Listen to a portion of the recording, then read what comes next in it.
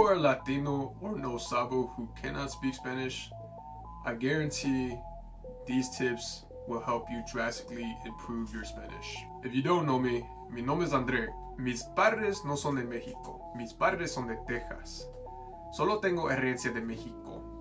Nunca me hablaban cuando era un niño in Spanish when I was a kid.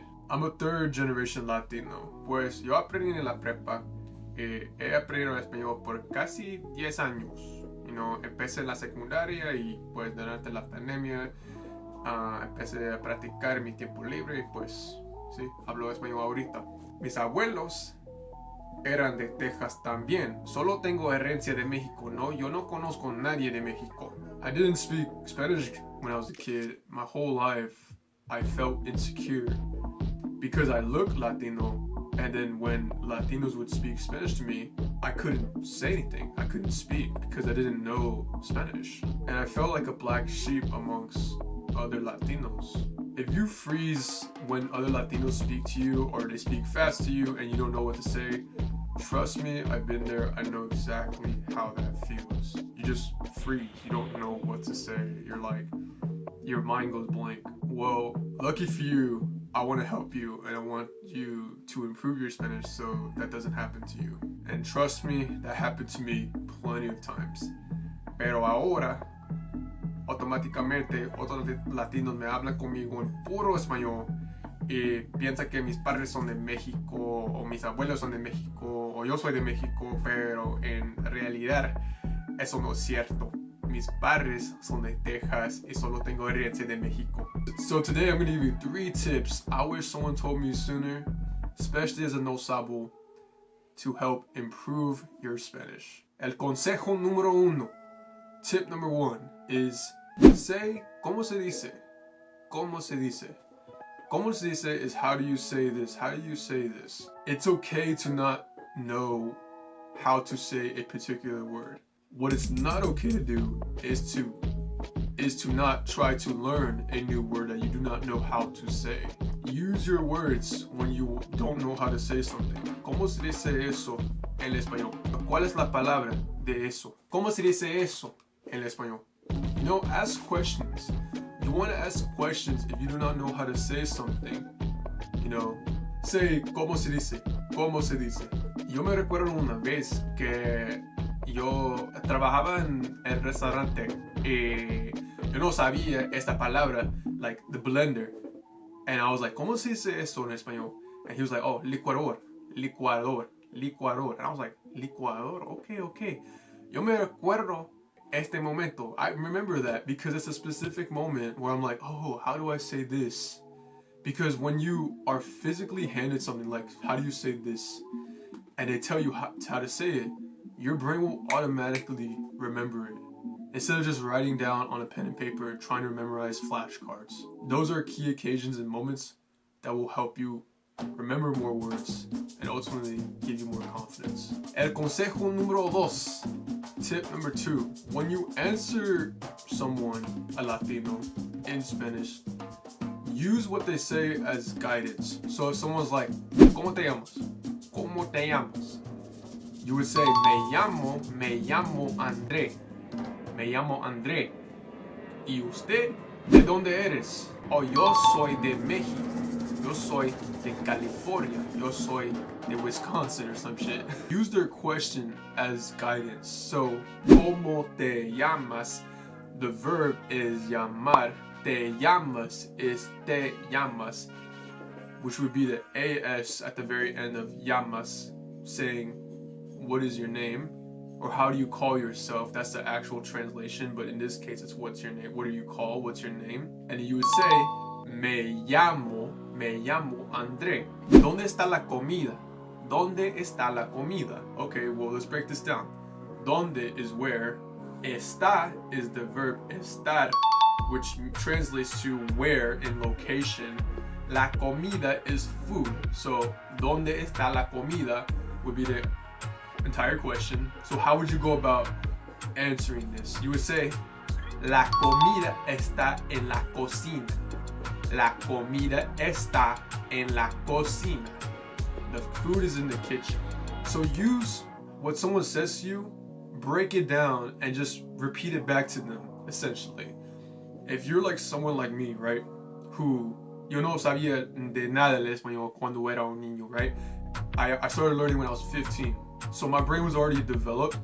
And if you know anything about learning a second language, when your brain's like more and more and more developed as you get older, it is much harder to learn. And also, you have to, it's like a pattern. You have to like constantly break that pattern, and it's like working that left side of your brain. I don't know exactly what it's called, but it's like kind of like learning like an instrument when you're older instead of learning it when you're younger. It's the same. It's gonna take a lot of time to break those patterns and to memorize and to learn. So don't be ashamed of it, you know, like especially if you're trying to learn, you know, when you're an adult, right? Like you should never be ashamed of trying to learn, because everyone's in different situations and we're all still learning. With that being said though, that's the ultimate breakdown of how to really respond to someone. Like really use the verbs that they use and repeat it back. So for example, like you said, ¿dónde está la comida? La comida está en la cocina. You'd always put like what's the noun and then the verb and then, you know, this location. So la cocina would be the kitchen. Like if you have Mexican, Puerto Rican, Colombian, like compañeros or people that you work with and they only speak Spanish, like really try to only speak Spanish to them. Like that's what's helped me the most, is to really only speak Spanish and force yourself to just speak Spanish if you know that their English is not good and they prefer to speak Spanish. El consejo número 3, the third tip I'm going to give you is complete immersion. Complete immersion. André, what does this mean? Well, I'm going to tell you exactly what it means. Your environment, where you are, where you work, is going to shape who you are. And your hobbies, your activities, your daily routines will shape who you are. So with that being said, think about it like this. If you work at a Mexican restaurant, if you work at a Colombian restaurant, if you work at you are more likely to be more like those type of people because you're working there, you're being more like them, you're surrounded by the environment. So you're forced to actually immerse yourself in their cultura and de todo, right? That's why you see a lot of people that move to like Mexico, España, Puerto Rico, Colombia, you know, etc., etc., etc., because people want to immerse themselves in la cultura. Immersion is key, one. Second thing is to trata hablar con latinos que solamente hablan el español.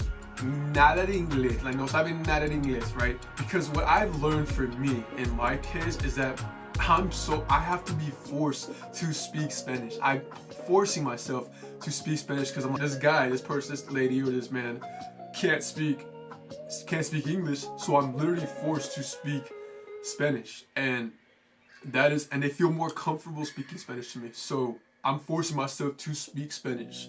Like this doesn't apply to Latinos que hablan español, like, or inglés también, you know, like, because I've learned in my case, right? In my case, what has worked for me is that that doesn't work for me, because I will automatically switch to English because that's my first language, and if you're watching this video, it's probably your first language as well. So what's helped me is to hablar con latinos que solamente hablan español, no saben nada en inglés. They don't know anything in English. So that's what's helped me. I want to really get this point clear, because people will try to like speak Spanish to Latinos that also speak English, and I'm just like, well, like, okay, I'll speak English to you, but I would rather practice my Spanish, you know. And also make it clear, like, another way of going about it is like, if you want to just speak Spanish to Latinos que hablan los dos, then tell them like, okay, habla conmigo en puro español, right? And then they will, you know. But if they don't, then I don't know. That's the other alternative. That's what's worked for me, like, perfectly. To tie along to all this is the best way to learn, the best way to improve. Think about it like if you're trying to learn how to swim. Sometimes you just need to throw yourself in the pool, just jump in. You know, you'll figure it out. You'll figure it out.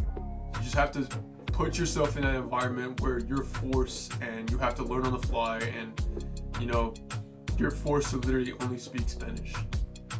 I have grace for people that are not in environments that only speak Spanish or only speak English, like, because, or, you know, that only speak English. Like, you know, I was surrounded by white people growing up, right? So I was literalmente like, I would always put my name, just a little fun fact, I would put my name, you know, yo escribí mi nombre como André, and yo puse el acento like arriba encima de la letra E, right? I put it on the accent, y André. But then when people kept calling me Andre, it was like, damn, like, okay, I'm gonna stop putting the accent. But it's like, that wasn't my fault, and it's nor it's your fault if that ever happened to you too, because people, your environment is what shaped you to be who you are. But now you are watching this video, you can take action on the tips that I've given you in this video and change that. Change it for yourself, because ultimately you are the change that you can put in this world, in this universe, and you deserve everything that you put in this universe.